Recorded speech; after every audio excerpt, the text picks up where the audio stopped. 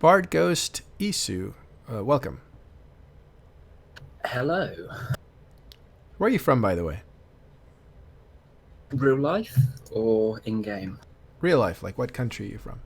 UK, Okay. mainly England. Similar area to Yin and a couple of the others. You ever gone to any of those meetups in your area? Sadly, I haven't managed any. I keep trying to plan them, but work just, I get the notice too late. Mm-hmm. It's a sort of, oh, guys, we got to meet up this weekend. And yeah, that weekend isn't enough notice to get it off, if that makes sense. Yeah, you plan a bit more. Well, cool. Maybe if you make the CSM, that'll be your meetup. But where are you from inside the game? So I first started off in high sec. Um, just I spent a load of time between corps. I found one, and then someone drew me to another one, and it was a bit of a funny story where the people at the time decided they'd take a load of powers and try and take everything that was ours. We were sharing a load of stuff like an orca and everything like that, Hmm. and they decided we'll lock you out. And quite funnily, we turned around, two of us. We somehow managed to get stuff together, started attacking the pos. At the same time, a couple of our other guys stole the orca and everything else we could get. We sold it and just split it between us. So you reverse the robbery. Basically, pretty much, yeah.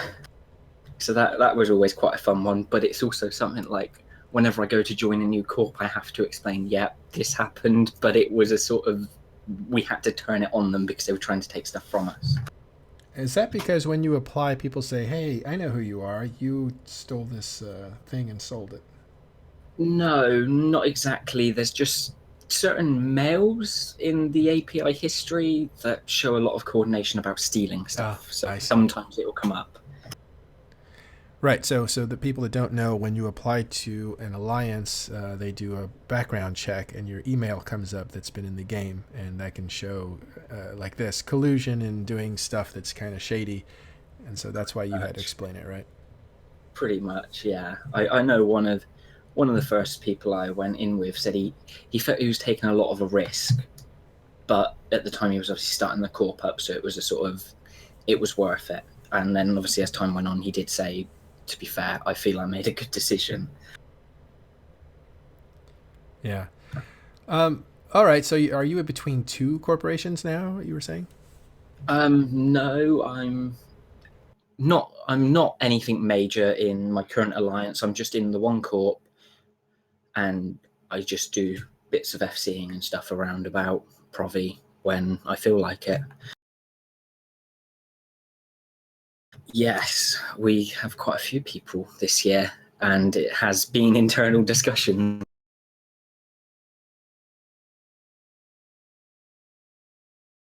No, obviously, a fair few of us knew Yintan was going to be running again, but then, like the rest of us, all come out. No, he's definitely done a good job. For me at least, it's just a personally, I want to run and try and help. I can't speak for what the others are doing it because of, but I'd feel it's probably the same. Like internally, I can definitely say that there's a lot of, I think the word would be goodwill to him about what he's done. Everyone feels he's done a good job. And part of it is just those of us running want to help out. We want to help push further.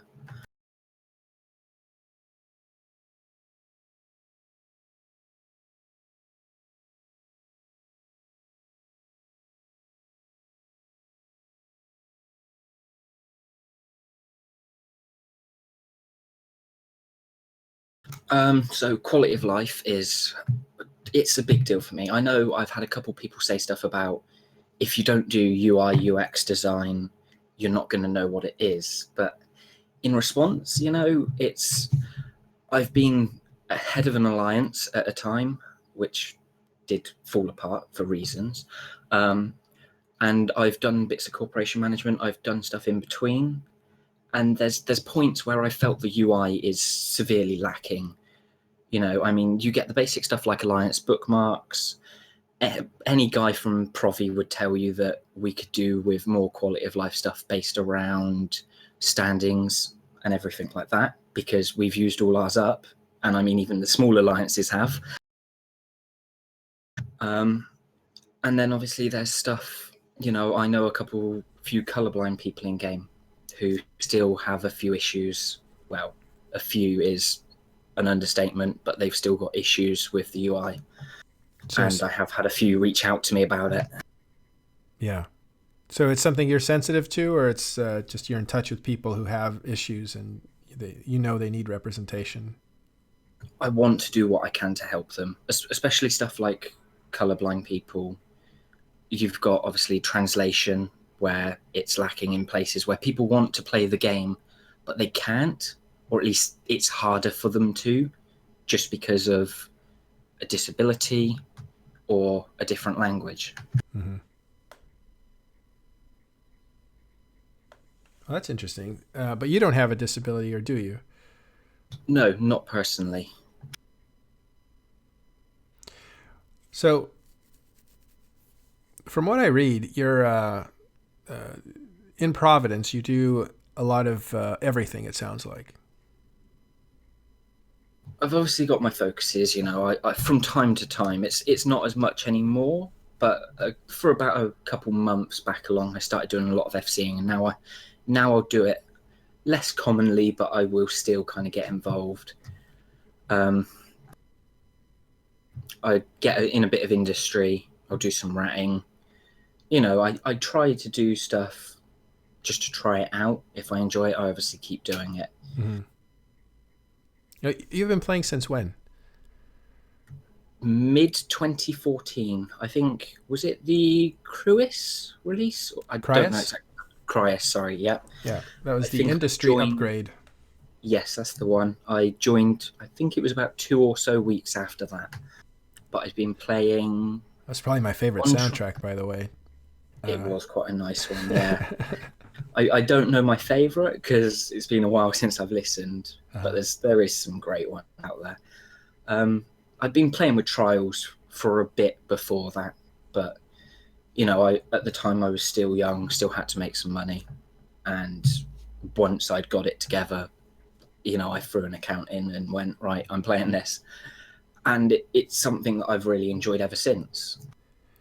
oh wow! So you actually tried a few trial accounts, and it's not that you didn't like the game; it's that you couldn't put the finances together to actually play the game because it was a subscription. Correct. And then you finally did, and I imagine now you make. Do you just has life just changed for you, or do you make your money inside the game to pay for your account? Um, since I still pay from outside of game, Mm-hmm. everything outside is my way of paying. I But did have. Sorry, you go. what do you think of? I'm running all over you, and I apologize for that. But I'm trying to No, break no, away it's from cool. the. I'm trying to break away from the normal questions, and so I want to know what your opinion is on alphas, since you kind of seem like somebody that could have an opinion on that. You were on both sides of it. I definitely think it's a good change. I was hesitant at first. I've come from playing other games where the free to play community of them has been very negative. That was my first concern. It was like, okay, I don't want it turning really toxic and becoming hostile and driving current players away. Mm-hmm. But luckily, we haven't gone that way. And so, yeah, it's been a good change. Overall, so you were skeptical, but the results have been pretty good. People aren't taking over the game and just using it to spam a bunch of stuff. It's not so much people taking over the game in that way. It's just the levels of hostility you see from some communities. I didn't want it affecting us. I know obviously we've got our groups like Test and that they have their laugh, they have their fun, What communities but are you it's a talking kind of. about? I didn't want to be going into the game and seeing stuff like I'd go into a match on League of Legends or something. A very hostile, very toxic. You can have very toxic games on there. It's something I didn't want seeing spread over to us. Mm-hmm. But we haven't had it. It's a weird thing because I'm saying that, but obviously we got our own groups that they're not that bad, I wouldn't say, but they still they can cause some controversy. Yeah, but you're basically saying you don't want to see 4chan all over the place. And Eve, you love Eve, and it's not that kind of place. You don't want to see it change to that kind of place. I don't want to see it go downhill to the point where it drives players out. Yeah. Well, what about the part where like somebody might want to play the game, but they just are not in a position in their life for whatever reason, school or whatnot, to pay for the game constantly every month. Maybe they can only play it once every 3 months, and they don't want to keep a subscription going, that sort of thing. You've been on that side of it. How's it look from that side of it? People being able to play the game without having to pay. It's definitely better. I mean, basically what you explained was my thing. I was just coming out of school, going into a job. I couldn't afford to pay it because I hadn't had my first months of pay, and I obviously kept rolling trial accounts. Now it's, you've got an alpha, you don't have a time limit on it. So whatever you earn is yours until you decide to go Omega. If you decide to go Omega, it's definitely a better aspect to it, and I'd say it definitely has possibility to draw a lot more people in. I mean, there's still room for improvement, but there always will be. Yeah, sure. And they will improve it over time, Yeah. although it seems like it got off to a really good start. Um, another thing that is kind of interesting is besides the quality of life changes which you look at, including issues that have to do with disability, and by quality of life I mean user interface and the way you use the game. In addition to that, you're interested in lore. It looks like. Yes, I am very big in the lore. Again, people from Provi brought me into that. It was, I think I started in it late 2014 with the Eric Jarlin project, messing around, having a bit of a laugh. And then we started seeing all the Drifter stuff come out. And it was definitely something I latched onto. You know, Mm-hmm. it was fun, it was enjoyable. And at that point, it was quite a steady stream of stuff coming out. We got to mid 2015 and we had all the Drifters attacking Safazon, Mm-hmm. which It's was near the kind of near like, the capital in Amar. it's Safazan is a somewhere military. around there, It's a yeah. military area. Yep. Yeah, it's their main military base, to what I can gather, because it's been a while since I've looked at all of the stuff, but to what I could gather at the time, it was where they had all their big stuff. And, from there, we obviously had the big attack, but we had a couple smaller ones before it. And I'd kind of joined a fleet. The person leading it dropped off. No one was willing to step up, so I kind of stepped up.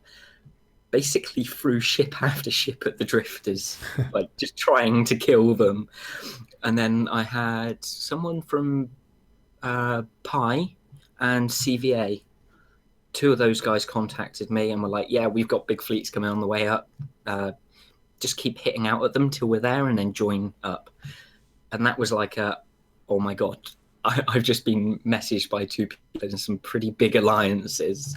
Well, Pi is a corporation, if I'm not mistaken, inside of CVA. It's maybe the main corporation. It's been there for years, and they're kind of role. I wouldn't say they're role players, but anybody who's kind of hardcore in Providence has that as a backdrop, right? It's a storied region for people who kind of get immersed in the game. I don't know. Is it still like that? There's definitely a fair few people who role play in Profi. I'm not going to go into details and name anyone, but on our like Provi wide communications, we do have someone who does do quite a lot of role play, and he's quite a funny guy to look at. And then you've obviously got everyone else who joins in around it, kind of sometimes takes sides with him, sometimes doesn't. Mm-hmm. One thing I will say, to my knowledge, Pi aren't actually part of CVA anymore. Oh, I thought they went off and started their own alliance, but it might be that the corp's gone back and the alliance is still around. That's the only thing. It's that I know that there's the two alliances. I haven't checked the corps lately. That was just from what I last remember. Thanks. I'll check it Don't out. don't want to offend any of them if I'm getting it wrong. Right.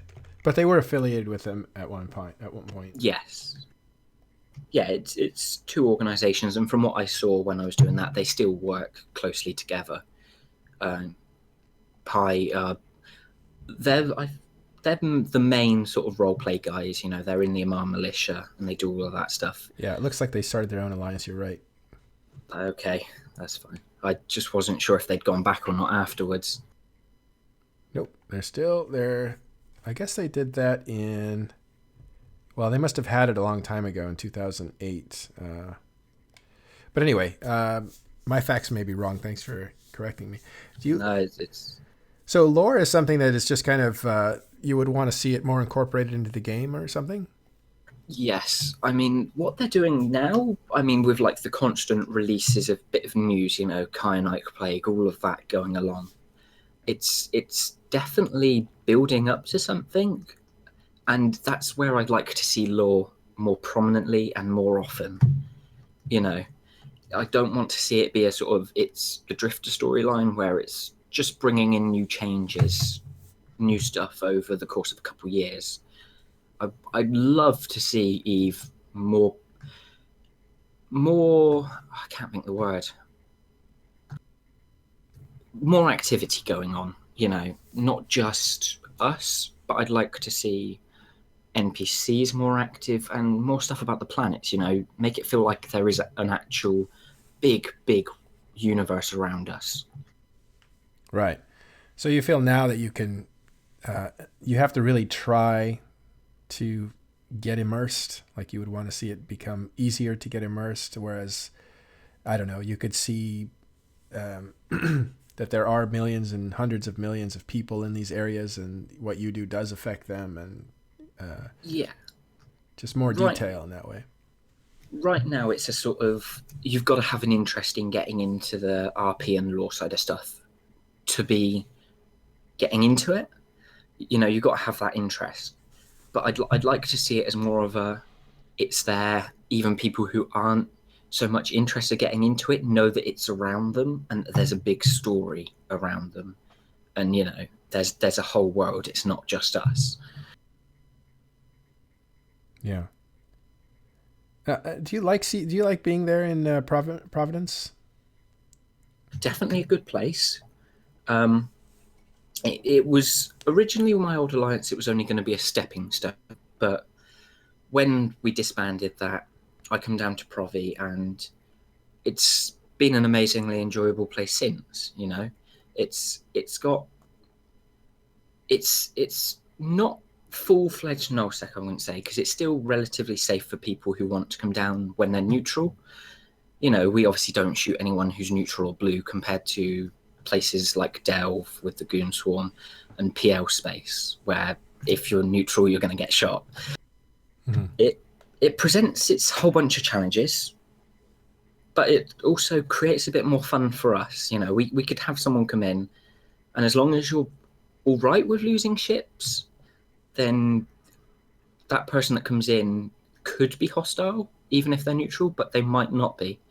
Obviously, we won't attack them, but if they attack, we will fight back. Yeah. It's a place where you can probably get a lot of experience in nullsec because it is nullsec and it's not NPC space, which means it's not governed by the game itself. It's governed by people, and Yes. people have decided that that place is going to be a safe haven unless you're a criminal. And if you come into the area and attack somebody, you're put on a kill on sight list, which means that you're now up for grabs anytime you come into the area. And that style is called NRDS, not red, don't shoot. And that means let neutrals be neutrals, let people mine the systems, let people do what they do. If you come in to attack them, we'll attack you. And there's a standing fleet that kind of patrols and that sort of stuff. So a lot of people kind of come into Providence or Provi Block to just kind of fight things, because there's always people to kill. And when you get attacked by the police in the area, which are other players, then you have a fight on your hands. So what do you think of NRDS as a concept in general, actually? I like it. because it opens up opportunities for other people to come down, experience what nullsec is like. If they want to go off somewhere else, then it acts as that stepping stone. If they want to stay with us, they can stay with us. But it also allows for that bit of content. You know, we might have someone come in who we don't recognize. Next thing we know, we're having an entire fleet dropped on top of us. You know, we don't know it's happening till it's happening, sort of thing. Mm-hmm.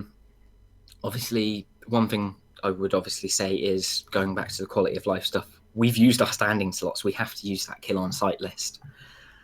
Which is a tool outside the game, right? You guys, yes. Right. You guys had to build that.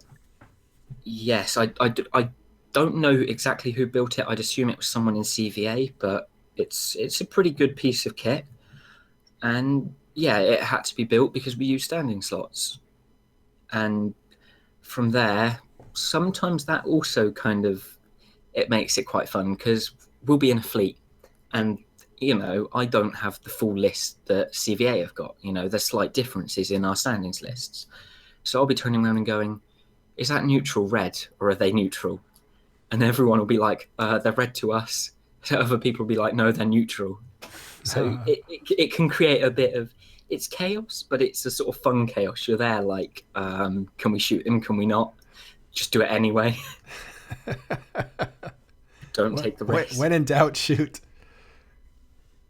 I mean, we're not supposed to, but I know looking at the rules on the CVA forums, there is a whole thing about if you're in the way of a fleet in an area where they believe there's about to be a fight, they are allowed to shoot neutrals just in case they are actually with the red fleet. Oh, it's interesting. It's kind of like the Roman army. If you were a Roman city, the last thing you wanted was your own army marching through your town because they would rip it to shreds on their way through. So it's the same. If CVA is gearing up for a fight, you don't want to be anywhere near that. You can be in our way towards the fight, but when we're there having a fight, unless the neutral is specifically with us, some FCs don't like to take the chance. They will say, fine, shoot them because they may be a Sino or something like that. Others will be there like, it's fine, just leave them. They'll probably go in a minute. Yeah. And you're an FC yourself, right? I wouldn't consider myself a big one or the greatest. You know, I'm still learning. How many people do you usually have, or, you know, do you command when you... I think the highest I've had is 40 to 50. You know, it's not high numbers. That sounds like high numbers. Compared to some of what we get, it's quite small. I mean, we're obviously currently having a bit of a fight with Mercenary Coalition, and quite often we will pull out in the hundreds. I've heard they've been hired to attack you guys. But I don't... Yeah, but 20, I don't expect you to know about that, but 20 to 40 is not... It's not three guys. It's not small. Yeah. No, exactly. It's not small, but it's not the largest we could get. I think once I may have had more because we went out to an MC pos and went to take it down. No, it wasn't an MC pos, sorry. It was someone else we'd been having issues with. They'd reinforced a couple POCOs there. So we went to take the pos out after it came out of reinforcement. You know, I think I had 90 to 100 guys in that one, but that was just a one-off. Oh, that was a bigger fleet for you. Were you nervous? Yes, especially considering I also FC smaller stuff. I have taken Tawars out a couple times, even though they're not that much used anymore. That was quite a fun one. But this bigger one was in like the fully fledged Nightmare Doctrine, and I was sat there like, please do not get dropped on. Because it would be an expensive loss, you mean? I'd have been there like, you know, I had people on standby to help me with it, but it was the first time I'd properly done it and I was nervous about it. And it was like, if we get dropped on and they have higher numbers, I'm going to look such an idiot. You know, I don't think... I talked to a lot of FCs, and wow, fleet commanders are very sharp. They have to be able to process information so fast. I haven't talked to a lot of medium to small FCs. Everybody says they FC here and there, but you don't know if it's like, are they FCing an incursion, or are they FCing PvP, or is it just a roam? Um, but you sound like if you continue on your trajectory, you will be an FC with more and more people. But I haven't actually talked to people like you that are, doing, I think, significant amount of FCing, which is more than 10 guys, really.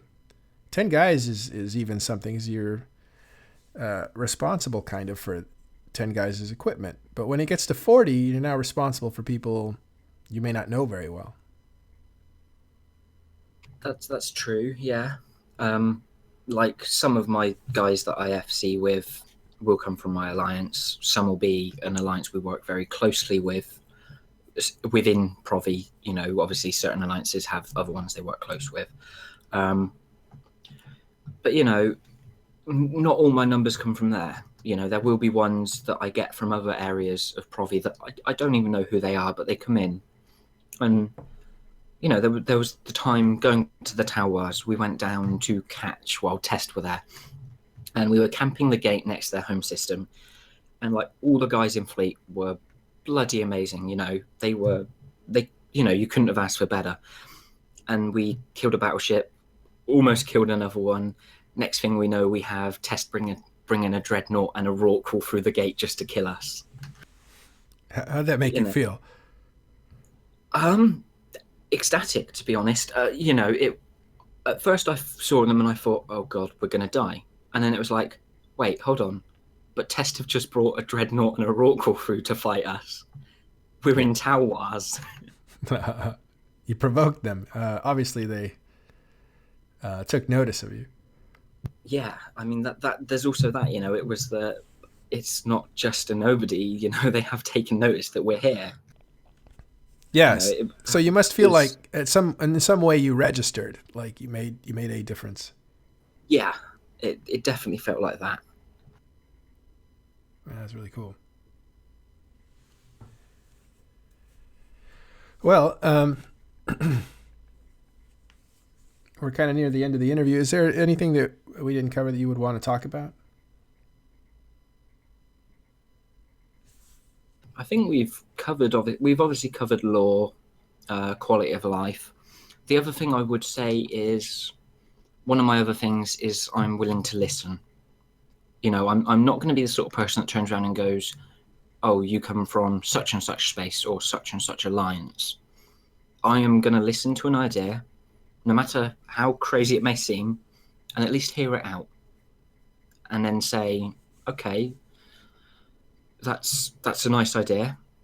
I'm going to put that forward. Or, okay, it's questionable. I don't think people would like that, I'm willing to listen, and I'm going to hear people out on what they say. That's cool. Are you good at typing? I can type if I need to, but it's not a strong point compared to kind of speaking to people face to face or even over like this. Well, I think the majority of CSM work is done typing. Yeah.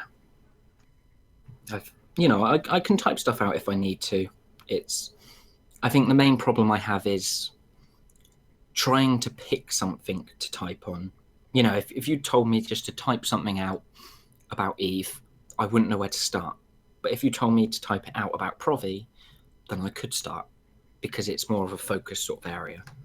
Well, I'm talking about like your typing technique. Do you use 2 fingers or all your fingers? Oh, like that? All of them. I just try and type it out, just get it done, sort of thing. not rush it, but don't rush typing. It has to come when it comes.